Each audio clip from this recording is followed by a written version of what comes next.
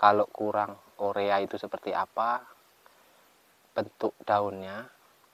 Kemudian kalau kekurangan TSP ya seperti apa, kekurangan KCl seperti apa, kekurangan borak seperti apa, tanahnya asam seperti apa, kekurangan magnesium seperti apa.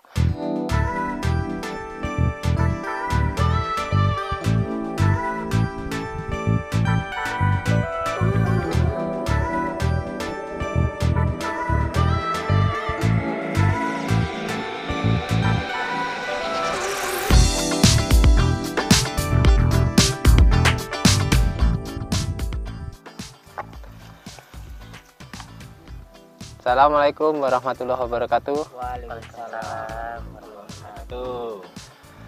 Selamat bertemu kembali bersama Sugiman Jambi Channel. Semoga hari ini teman-teman dalam keadaan sehat walafiat, dimudahkan dalam segala urusan, rezeki yang barokah untuk keluarga kita tercinta, dijauhkan dari segala musibah dan bahaya ataupun yang baik-baik lah ya. Gimana teman-teman di tahun 2024 ini? Semoga teman-teman dalam keadaan tambah mantap ya. Saya mengucapkan selamat tahun baru. Semoga di tahun ini rezeki kita makin lancar tentunya. Dan satu lagi, sawitnya yang lagi mau nanam cepat-cepat ditanam biar cepat buah dan tambah mantap. Buat yang masih bingung nih ya, mau nanam sawit bingung nanti gimana gitu, kuncinya ditanam dulu. Nah, nanti kalau masalah perawatan ya bisa ngikutin di sini ya, kegiatan kita sehari-hari. Channel ini khusus untuk buat pemula lah. Kalau yang sudah senior ya mungkin ya nggak apa-apa juga mampir di sini. Cuman keterbatasan ilmu kita mungkin masih di bawah ya buat yang sudah berpengalaman. Untuk yang pemula yang masih bingung-bingung, kalau mau nanam sawit tanam aja. Nanti kalau perawatan ya yang penting piringannya bersih. Kemudian soal pemupukan ini kuncinya teman-teman. Di sini teman-teman harus paham kalau mupuk itu yang penting kita harus tahu ciri-cirinya.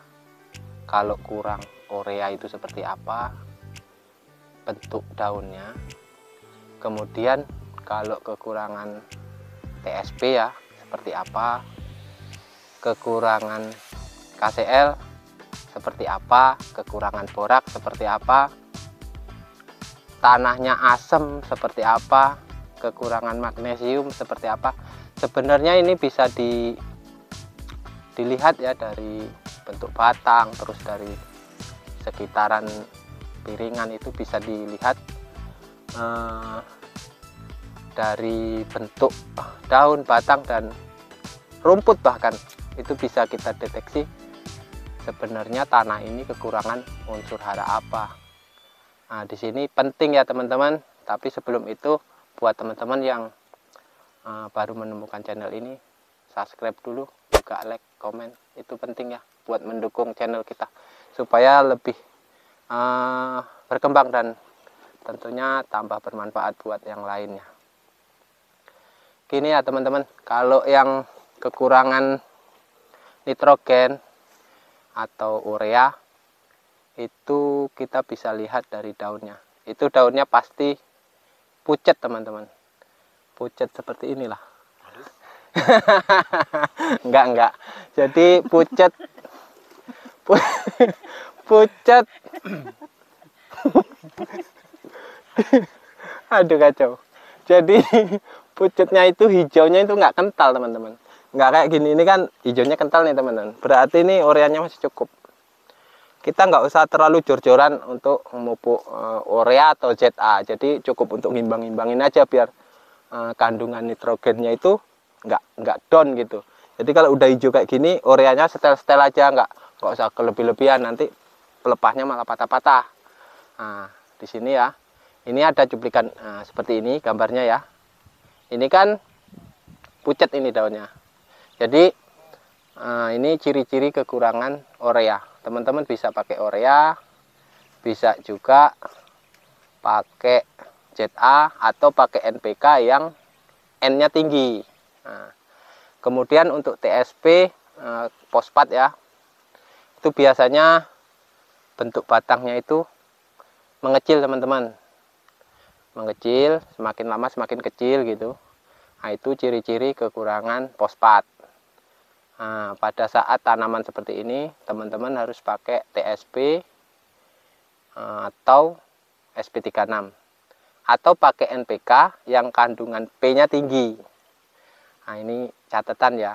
Kemudian mungkin teman-teman tanya-tanya nih, kalau batangnya kecil kayak gini kan, ini susah karena batangnya belum ngangkat ya. Jadi kalau ditengok orang batangnya aja masih di bawah, kayak mana tengok ini kekurangan fosfat apa enggak. Kita bisa ngelihat rumputnya ya teman-teman. Kalau di sekitaran itu ada rumput yang rumput ini biasanya normalnya kan daunnya hijau seperti ini teman-teman. Nah, ini kalau kekurangan fosfat di sekitaran pohon itu biasanya ini ungu daunnya ini. Daunnya dia cenderung keungu-unguan. Susah sudah nyarinya di sini. Nah, nanti kalau kita sambil jalan nanti siapa tahu ketemu ya. Kalau ketemu saya tempel di sini ya videonya ya. Jadi dia lebih ungu. Enggak hijau normal. Itu kalau masih kecil. Jadi kalau sudah besar kan lebih enak ditengok dari batang nampak. Kalau masih kecil susah kita deteksi dari rumput bisa. Kemudian kalau kurang KCl ya, atau kalium atau MOP sama itu biasanya, nggak biasanya ini pasti ya, itu daunnya kuning tapi kuningnya nggak pucat, itu kuningnya kuning emas seperti kunyit. Daunnya itu kuning tua, pokoknya kuning tua seperti kunyit. Itu awal-awalnya di pelepah, awal-awalnya itu tadinya pelepahnya hijau, nanti kok sudah tua jadi kuning. Di pelepah-pelepahnya ini lama-lama merambat ke lidi kuningnya, terus daunnya jadi kuning. Itu kalau dibiarin lama-lama ujung-ujung daun tuh cepat kering, mengering di ujung nih. Jadi sebenarnya itu pelepah belum bisa di pruning, tapi kok sudah mati biasanya gitu. Jadi ini kering, kuning gitu kan, tapi sebenarnya belum bisa di pruning. Nah, itu ciri-ciri kekurangan kalium. Kemudian ada lagi kekurangan magnesium. Magnesium ini teman-teman bisa pakai dolomit, juga bisa pakai kisrit ya, terserah teman-teman. Kalau pakai kisrit itu kandungan magnesiumnya lebih tinggi, 28%. Kalau yang di dolomit cuma 18%. Namun di dolomit ada kapurnya untuk netralin pH tanah. Kalau di kisrit itu ngandung belerang atau sulfur. Itu perbedaan pupuk ini. Intinya di kedua pupuk ini mengandung magnesium. Magnesium ini penting juga. Biasanya kalau kekurangan magnesium, daunnya itu bergaris kuning ya teman-teman. Garis kuning seperti ini. Nah, itu garis-garis gitu kan, kuning. Tapi nggak seluruh pelepah. Biasanya di ujung pelepah dia kuning seperti ini. Nah, jadi ini adalah ciri-ciri kekurangan magnesium. Kemudian pupuk lain yang perlu kita cukupi yaitu borak. Borak ini sebenarnya pupuk pelengkap, termasuk dalam kategori pupuk mikro teman-teman.